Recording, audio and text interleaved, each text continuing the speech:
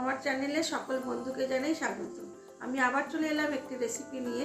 রেসিপিটি দেখুন, দেখে ভালো লাগলে লাইক শেয়ার কমেন্ট অবশ্যই করবেন, আর যদি নতুন বন্ধু হয়ে থাকেন একটা সাবস্ক্রাইব করে দেবেন। আজ আমি এনেছি সুজি দিয়ে একটি জলখাবারের রেসিপি। অনেকেই হয়তো জানেন, তবে আমি যেভাবে করি আমি সেটাই আজকে শেয়ার করব। এটা খেতে দুর্দান্ত হয়, এটা খেতে খুবই ভালো হয় এবং এটা খেলে অনেকক্ষণ পেটও ভরা থাকে। তার জন্য আমি প্রথমে সাদা তেলের মধ্যে অল্প একটু কালো সর্ষে, কারি পাতা, একটু লঙ্কা কুচি আর একটু আদা কুচি ভেজে নেব। আর এখানে বেশ কিছুটা পরিমাণ সুজি শুকনো খোলায় ভেজে ধুয়ে নিয়ে দইয়ের মধ্যে ভিজিয়ে রেখেছি। আর এটা আমি করছি সাদা তেলে। এবারে এগুলোকে ফোড়নটাকে সাদা তেলে ভালো করে ভেজে নেব। আগে আমি একটু শুকনো ভেজে নিয়েছি, তারপরে দিয়ে দিলাম অল্প একটু সাদা তেল। এটাকে আমি ওই ব্যাটারের মধ্যে দিয়ে দেব।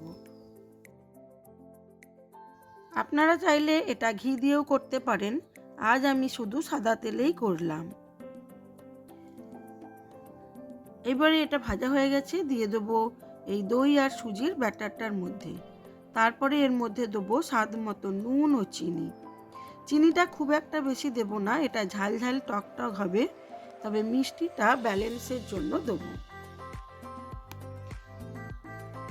টক দই বেশ টক হয়, সেই জন্য অল্প একটু চিনি দিয়ে দিলাম। আপনারা যদি চিনি না খান তাহলে চিনিটা স্কিপ করতে পারেন।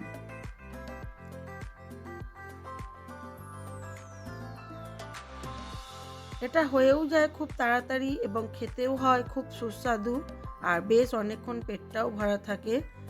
আর অনেকগুলি করে রাখলে 1-2 দিন হয়ে যায়, সেই জন্য আমি এটা মাঝে সাঝেই করি। তো আজকে আপনাদের সাথে সেটাই শেয়ার করলাম। এর মধ্যে দিয়ে দিলাম স্বাদ মতো নুন ও চিনিও। এইবারে এটাকে ভালো করে অল্প একটু খাবার সোডা দিয়ে ফেটিয়ে নিলাম। আপনারা বেকিং পাউডারও দিতে পারেন। এবারে এইরকম একটা তাওয়া নিয়েছি, আমি এর মধ্যেই এটা করি। আপনারা যদি এইরকম তাওয়া না থাকে ননস্টিকেও ছোট ছোট করে দিতে পারেন। এবারে অল্প অল্প করে দিয়ে দেবো।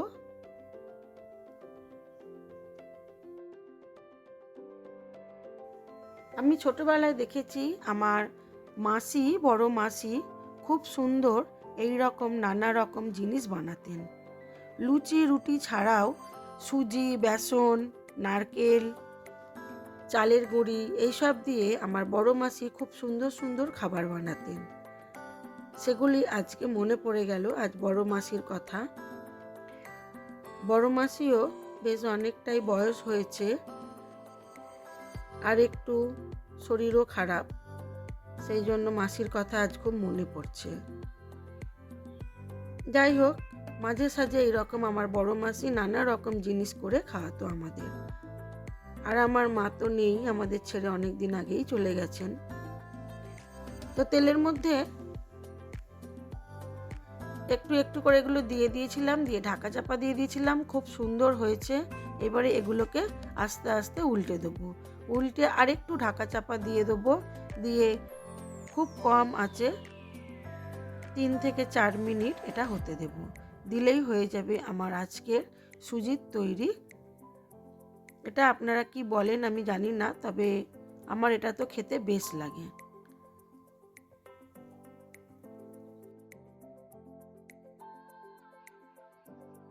দেখতে ইডলির মতো হয়, কিন্তু ইডলি তো ভাপা হয় আর আমি করছি ভাজা।